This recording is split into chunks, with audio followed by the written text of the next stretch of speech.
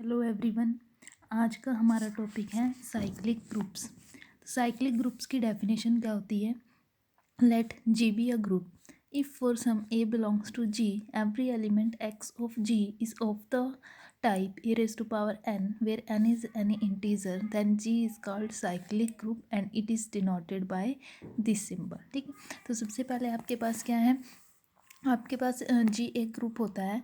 आप उसको साइक्लिक कब कहोगे? अगर जी का हर एलिमेंट एक प्रॉपर फॉर्म का हो, that is A raise to power N type का। ठीक है, और वो डिनोट किया जाता है इस वाले सिंबल से।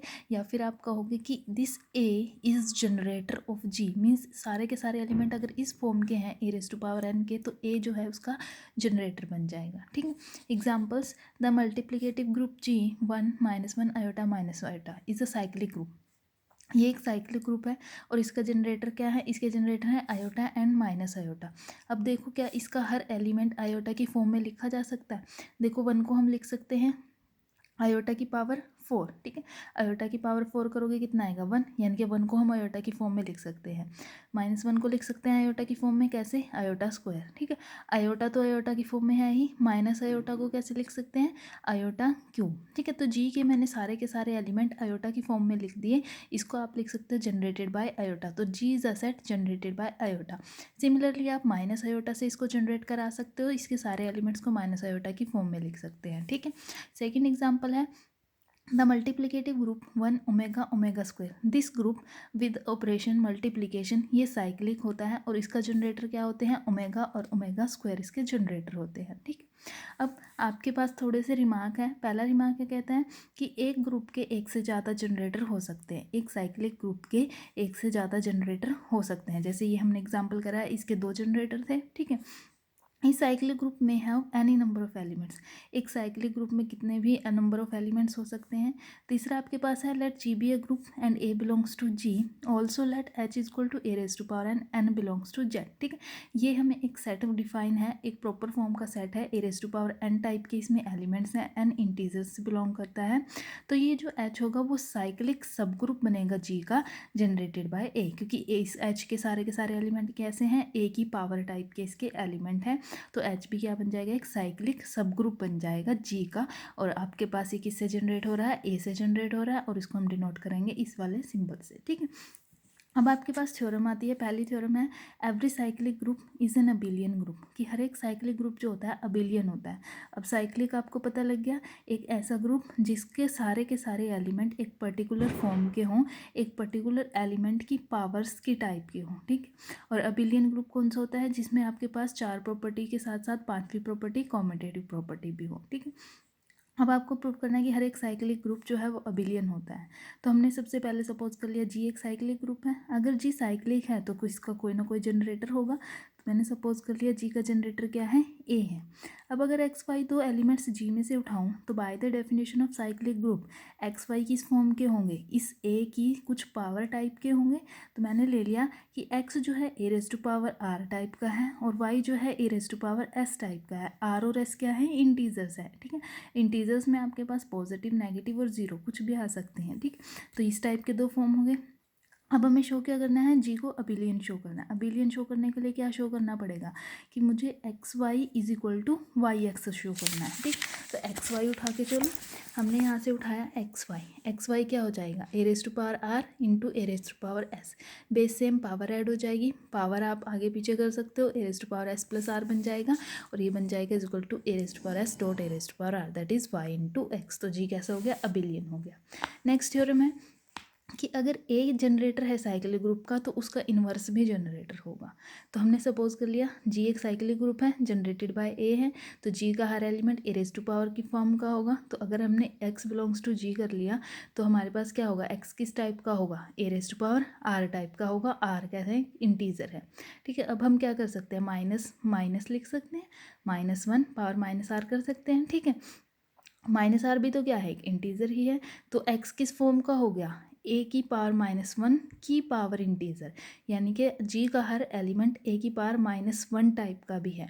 तो आपके पास ए रेज टू पावर -1 भी क्या बन जाएगा? इसका जनरेटर बन जाएगा। ठीक, थर्ड थ्योरम है order of A cyclic group is the order of its generator. कि जितना साइक्लिक ग्रुप का आपके पास ऑर्डर होता है उतना ही उसके जनरेटर का ऑर्डर होता है। एक ग्रुप का ऑर्डर आपको पता है क्या होता है, जितने उसमें नंबर ऑफ़ एलिमेंट्स होते हैं, ठीक है। अब नंबर ऑफ़ एलिमेंट्स उसमें फाइनाइट भी हो सकते हैं, इनफाइनाइट भी हो सकते हैं।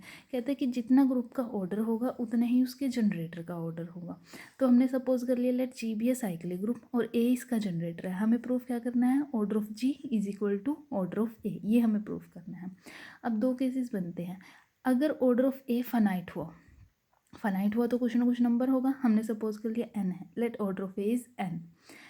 अगर ऑर्डर ऑफ ए एन है तो by the definition of order A raise to power N कितना बनेगा, आइडेंटिटी बन जाएगा, ठीक है।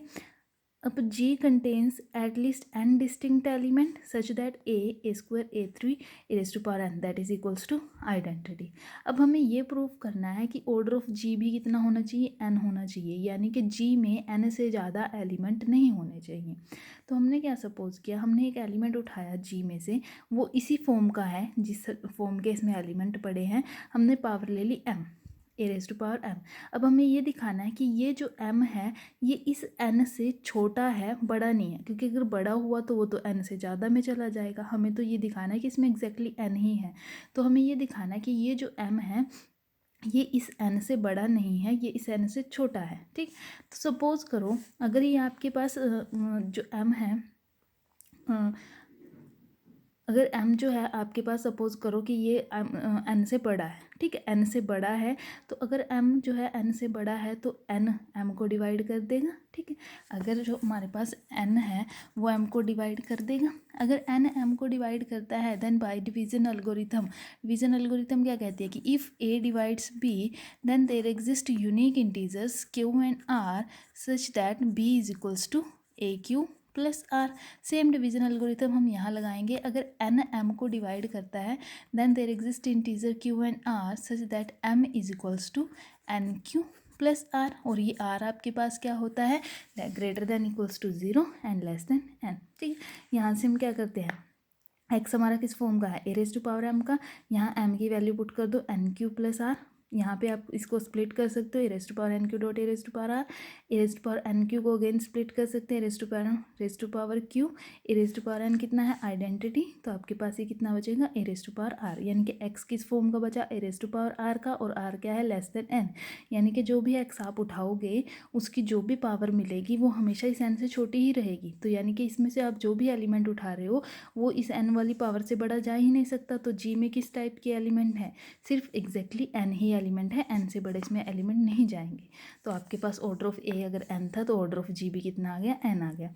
अब अगर ऑर्डर ऑफ ए आपके पास इनफाइनाइट हो जाता है, ऑर्डर ऑफ ए इनफाइनाइट हो जाता है, सपोज करो जी का ऑर्डर फाइनाइट है, हम इसको कॉन्ट्राडिक्शन से प्रूव करेंगे। अब अगर जी का ऑर्डर फाइनाइट है इसका मतलब ये जितने इसमें एलिमेंट्स हैं ये भी फाइनाइट है। तो जो ये सीरीज़ चल रही है, जो ये सीक्वेंस चल रही है आपके पास, इसका मतलब क्या है, इसमें कहीं ना कहीं दो नंबर एक टाइम के बाद नंबर्स खुद को रिपीट करना शुरू कर देंगे, ठीक है। तो हमने सपोज कर लिया कि आपके पास क्या है, एक टाइम यानी कि इंटीजर्स एग्जिस्ट करेंगे आर और एस, आर एस से बड़ा है और ये दोनों के दोनों नंबर सेम है, a raise to power r is equal to A raise to power s. यहाँ से आप क्या कर सकते हो, a raise to power minus s से दोनों तरफ पोस्ट मल्टीप्लाई कर सकते हैं, ए raise to power minus s से। यहाँ क्या हो जाएगा, base same power add, a raise to power r minus s, यहाँ हो जाएगा a raise to power 0। A raise to power 0 means identity. तो by the definition of order ये क्या होगा, ऑर्डर ऑफ ए कितना हो जाएगा, अगर आपके पास है, अगर गिवन है a raise to power n equal to identity, what this implies, order of A is less than equals to n. तो यहाँ से कंपेयर करो, यहाँ कितना आया, a raise to power r minus s is identity, means order of a कितना रहेगा, less than equals to r minus s. तो आपके पास क्या होगा, एक फाइनाइट नंबर से छोटा रहेगा। बट हम तो क्या सपोज करके चले हैं, order of A is infinite. तो ये तो कॉन्ट्राडिक्शन आ गई। कॉन्ट्राडिक्शन क्यों है, क्योंकि हमने ऑर्डर ऑफ जी फाइनाइट लिया, इसका मतलब ऑर्डर ऑफ जी भी कितना रहेगा, इनफाइनाइट रहेगा। तो दोनों ही केसेस में जी का ऑर्डर इसके जनरेटर के ऑर्डर के इक्वल आ जाता है, ठीक है। तो याद रखनी है ये थ्योरम कि हर एक साइक्लिक ग्रुप के जनरेटर का ऑर्डर और उसका ऑर्डर सेम होता है, ठीक है। नेक्स्ट हमारे पास थ्योरम आती है, if a finite group of order N contains N element of order N then in group must be cyclic. अब यही थ्योरम आपके पास क्या है कि कोई फाइनाइट ग्रुप है उसको हमने साइक्लिक प्रूव करना है। तो क्या करेंगे, उसका हम जनरेटर का ऑर्डर चेक करेंगे, ठीक है। अगर आपको किसी फाइनाइट ग्रुप को, if a finite group of order N एक फाइनाइट ग्रुप है जिसका ऑर्डर आपको गिवन है और उसमें से किसी भी एक एलिमेंट का ऑर्डर आप निकालो और वो भी n आ जाए, तो इसका मतलब कैसा हो जाएगा, ग्रुप साइक्लिक हो जाएगा। ठीक है, तो अगर आपको किसी ग्रुप को साइक्लिक प्रूफ करना है तो सबसे पहले आप उसका ऑर्डर चेक करोगे, फिर उसके एलिमेंट्स का ऑर्डर चेक करोगे। अगर एक भी एलिमेंट ऐसा मिल जाता है जिसका ऑर्डर ग्रुप के ऑर्डर के इक्वल हो जाए तो आपके पास ग्रुप कैसा हो जाएगा, साइक्लिक हो जाएगा। ठीक है, तो ये प्रूफ करते हैं पहले। जी हमें फाइनाइट ग्रुप गिवन है, ऑर्डर कितना गिवन है, n गिवन है। ए हमने एक एलिमेंट ले लिया जिसका ऑर्डर किसके इक्वल है, n के इक्वल। ठीक है, हमें यही प्रूव करना है ना कि अगर जी का और ए का ऑर्डर सेम है तो जी कैसा रहेगा, साइक्लिक रहेगा। तो हमने एक एलिमेंट ले लिया जिसका ऑर्डर n है। अगर ऑर्डर ऑफ ए n है इसका मतलब a raise to power n identity बनेगा, यानी कि इसका मतलब क्या हुआ, a square a cube a raise to power n distinct element बनेंगे जी के। अब जी का तो ऑर्डर n है, ठीक है, तो n एलिमेंट्स कौन कौन से हो गए जी के, a square a cube a raise to power n, यानी कि सारे के सारे एलिमेंट किस फॉर्म के हैं, ए raise to power r type के, a raise to power r that is integer. ठीक है, सारे के सारे एलिमेंट इसी फॉर्म के हैं, तो आपके पास जी क्या सा बन गया, साइक्लिक बन गया, और ए क्या बन गया, उसका जनरेटर बन गया। ठीक है, नेक्स्ट है every finite group of prime order is cyclic. Prime order का हर ग्रुप साइक्लिक होता है, ये प्रूफ करना है। तो जी हमने एक फाइनाइट ग्रुप ले लिया, ऑर्डर कितना है, पी क्या है, प्राइम नंबर। ठीक है, अब अगर ग्रुप प्राइम नंबर है, ग्रुप का जो ऑर्डर है वो प्राइम ऑर्डर है, तो जी मस्ट कंटेन एटलीस्ट 2 एलिमेंट। क्यों, क्योंकि प्राइम आपके पास शुरू कहाँ से होते हैं, 2 से। ठीक है, तो अगर आपके पास ऑर्डर ऑफ जी प्राइम है, सबसे छोटा प्राइम कौन सा हो सकता है, 2। सपोज करो कि अगर ग्रुप का ऑर्डर 2 है, इसका मतलब क्या है कि जी में 2 एलिमेंट हैं, इससे तो बड़े ही जाएंगे सारे प्राइम। ठीक है, इसका मतलब क्या होगा, जी में एलिमेंट या तो 2 हो सकते हैं या 2 से ज़्यादा हो सकते हैं, तो एटलीस्ट 2 एलिमेंट हो सकते हैं। तो अगर आपके पास ग्रुप प्राइम ऑर्डर का है, देयरफॉर जी मस्ट कंटेन्स एटलीस्ट 2 एलिमेंट्स। ठीक, और दोनों एलिमेंट्स कैसे होंगे, डिस्टिंक्ट होंगे। तो हमारे पास 2 एलिमेंट्स आ गए ए और e. A is not equals to e, सिर्फ डिस्टिंक्ट करने के लिए, ई इज़ आइडेंटिटी। ठीक है, अब अगर ए नॉट इक्वल्स टू ई है तो इसका मतलब क्या है, ऑर्डर ऑफ ए कैसा रहेगा, ग्रेटर देन इक्वल्स टू 2। क्यों रहेगा ग्रेटर देन इक्वल्स टू 2, क्योंकि आपके पास ए जो है वो नॉट, क्योंकि अगर आपके पास ऑर्डर ऑफ ए 1 हो गया, ऑर्डर ऑफ ए 1 हो गया, इसका मतलब तो क्या हुआ, a raise to power 1 is equals to identity, that is a is equal to identity. But हम तो क्या लेके चले हैं, a not equals to identity. इसका मतलब ए का ऑर्डर 1 तो हो नहीं सकता, ऑर्डर तो 2 से शुरू होगा। बाकी डिपेंड करता है आपके पास इस प्राइम पी पे, जितना बड़ा प्राइम होता जाएगा उसके अकॉर्डिंग शायद ए का ऑर्डर भी हमारे पास बड़ा होता चला जाए। तो ऑर्डर ऑफ ए कितना रहेगा, ग्रेटर देन इक्वल्स टू 2 रहेगा। तो सपोज करो ऑर्डर ऑफ ए एम है। ठीक है, यहाँ तक एक बात। अब एक और लाइन हम लेते हैं, let h be a cyclic subgroup of G generated by a. H हमने एक साइक्लिक सब ग्रुप उठाया जी का जो ए से जनरेट होता है। ठीक है, तो अगर ए से जनरेट होता है, एच साइक्लिक है, अभी हम करके आए हैं कि जो साइक्लिक ग्रुप होता है उसका ऑर्डर उसके जनरेटर के इक्वल होता है। तो एच का ऑर्डर ए के ऑर्डर के इक्वल होगा, it means order of h is equal to order of a, और वो हमने सपोज करा है एम। ठीक है, अब हमारे पास एक लैग्रेंज थ्योरम होती है। लैग्रेंज थ्योरम क्या कहती है कि ऑर्डर ऑफ सब group divides the order of group. Group का सब ग्रुप का जो ऑर्डर होगा वो ग्रुप के ऑर्डर को डिवाइड करेगा। तो जो एच का ऑर्डर होगा वो जी के ऑर्डर को डिवाइड करेगा, यानी कि आपके पास एच का ऑर्डर कितना है, एम, और जी का ऑर्डर कितना है, पी। तो एम क्या करेगा, पी को डिवाइड करेगा। बट पी तो क्या है, प्राइम है। पी अगर प्राइम है, एम पी को डिवाइड कर रहा है, तो एम क्या होगा, must be greater than equals to 2। ठीक है, एम तो हमारे पास क्या है, ग्रेटर देन इक्वल्स टू 2। अगर हम दोनों इक्वेशंस को कंबाइन करें तो order of A greater than equals to 2 and order of A is M, तो इट मीन्स क्या हुआ, M is greater than equals to 2। तो आपके पास 2 कंडीशंस हैं कि पी तो प्राइम है और M greater than equals to 2 है। इसका मतलब क्या होगा, M is equal to P.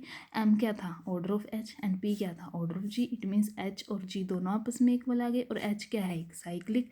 अगर एच साइक्लिक है और इक्वल टू जी है तो जी भी कैसा होगा, साइक्लिक हमारे पास हो जाएगा। तो हर एक फाइनाइट ग्रुप जिसका ऑर्डर प्राइम ऑर्डर होगा वो साइक्लिक हो जाएगा आपके पास। ठीक है, नेक्स्ट हमारे पास थ्योरम है every finite group of composite order possesses proper सब ग्रुप्स।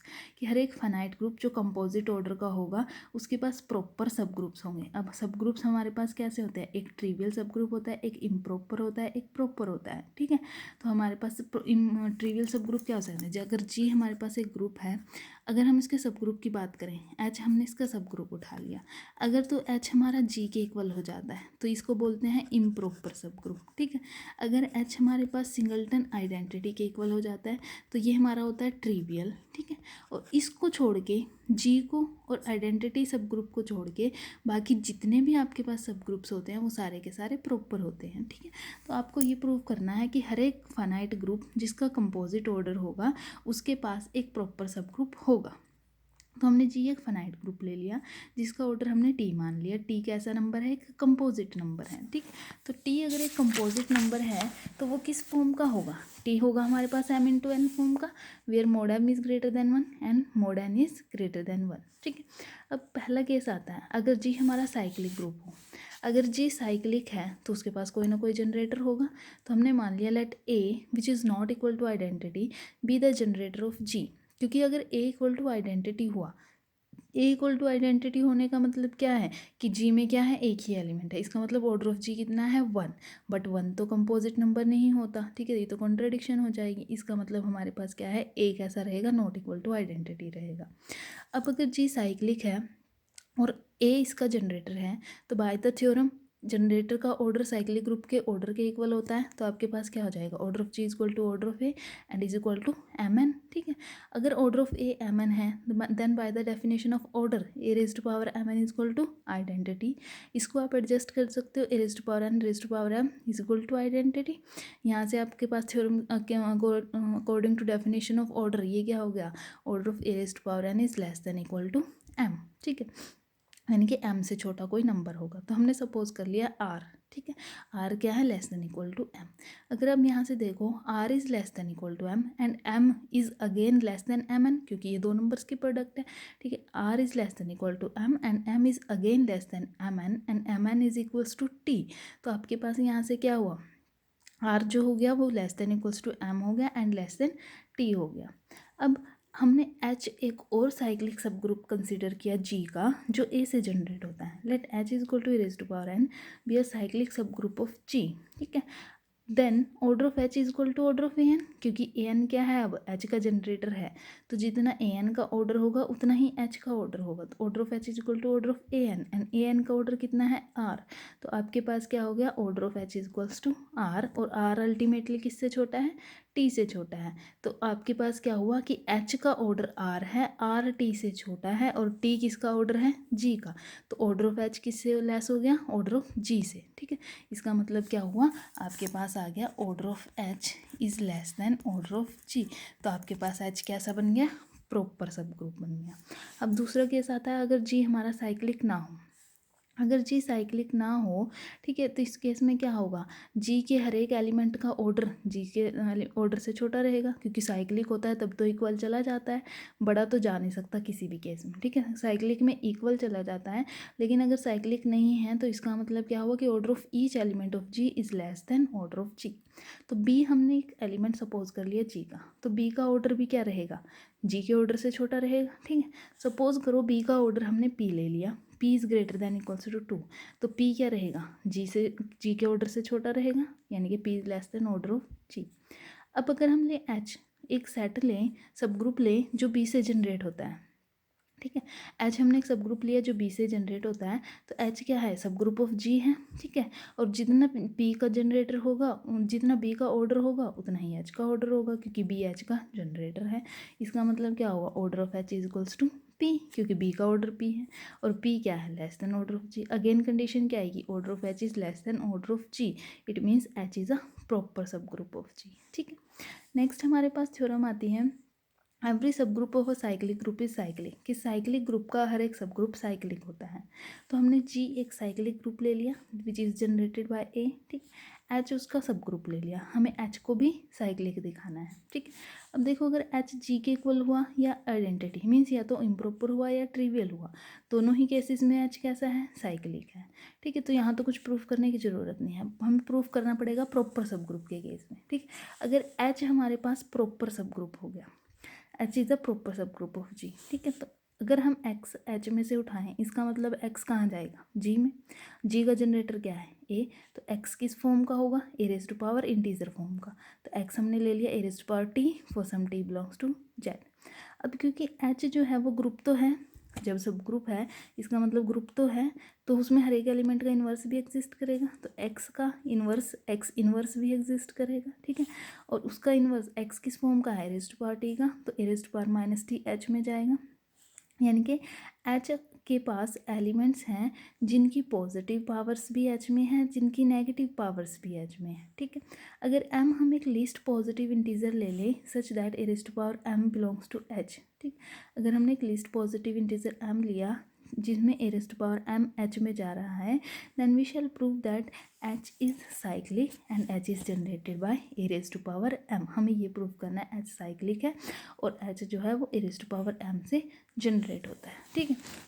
तो हमने क्या किया, एक आर्बिट्रेरी एलिमेंट उठाया A raise to power T, क्योंकि अब ये तो हमें पता ही है एच के सारे element A raise to power integer form के हैं, तो हमने एक आर्बिट्रेरी एलिमेंट उठाया A raise to power T. हम प्रूव करते हैं कि जो टी है मल्टीपल है m का, या फिर आप कह सकते हो m जो है वो t को डिवाइड करता है। m t को डिवाइड करने का मतलब क्या है, m is a proper divisor of t, that is there is no remainder, ठीक है। तो हमने डिवीजन एल्गोरिथम से ये सपोज किया कि m जो है वो t को डिवाइड करता है, बाकी प्रॉपर डिवाइड करता है या नहीं वो हम बाद में चेक करेंगे, ठीक है। तो हमने ले लिया m डिवाइड्स t। अगर m डिवाइड्स t करता है then by division algorithm there exist integers q and r such that t is equal to m q plus r। अब क्योंकि a raise to power m जो h में है, तो अगर हम m को मल्टीप्लाई कर देंगे q से तब भी पावर तो एक ही फॉर्म में ही रहेगा, इंटीजर ही बनेगा। A raise to power m q भी कहाँ जाएगा, h में। h क्या है, ग्रुप, अगर एक एलिमेंट है तो उसका इन्वर्स भी कहाँ जाएगा, h में, ठीक है। तो a raise to power minus m q भी h में है, a raise to power t भी h में है, h ग्रुप है, देन बाय क्लोजर प्रॉपर्टी दोनों की प्रोडक्ट भी कहाँ जाएगी, h में जाएगी। Means a raise to power t dot a raise to power m q, base same power add a raise to power t minus m q. यहाँ से अगर t माइनस एम क्यू की value निकालें तो कितनी आएगी, r। It means a raise to power r belongs to h, और r के कंडीशन क्या होती है, r is greater than 0 and less than m। But हमने एक कंडीशन सपोज करी थी कि जो m है वो लीस्ट पॉजिटिव इंटीजर है such that A raise to power m belongs to h। अगर m लीस्ट पॉजिटिव इंटीजर था तो m से छोटा इंटीजर कैसे आ सकता है जो h में जाए, ठीक है। यहाँ तो हमारे पास एक छोटा इंटीजर आ गया ना r जो h में है, तो ये तो कॉन्ट्रडिक्शन आ गई। इसका मतलब क्या है कि r को 0 होना पड़ेगा। अगर r को 0 होना पड़ा तो इसका मतलब t equal to m q, but this implies m is a divisor of t, या फिर आप कह सकते हो t is a multiple of m। यहाँ से लिख सकते हैं t is equal to m q, ठीक है। यहाँ से हम क्या कर सकते हैं, a raise to power t a raise to power m q split कर दिया a raise to power m whole rays to power q, यानी कि h का हर element A raise to power t h का एलिमेंट था ना, h का हर एलिमेंट किस फॉर्म का है, a raise to power m की फॉर्म का है, ठीक है। A raise to power m की पावर इंटीजर टाइप का, तो इसका मतलब क्या हुआ, ए रेज़ टू पावर m जो है h का जनरेटर बन गया, ठीक है। और आज कैसा हो गया, साइक्लिक हो गया, ठीक है। तो आज के लिए इतना सफिशिएंट है। अगर इस लेक्चर में किसी को कोई डाउट हो तो हम गूगल मीट के थ्रू उसको डिस्कस कर लें। Thank you.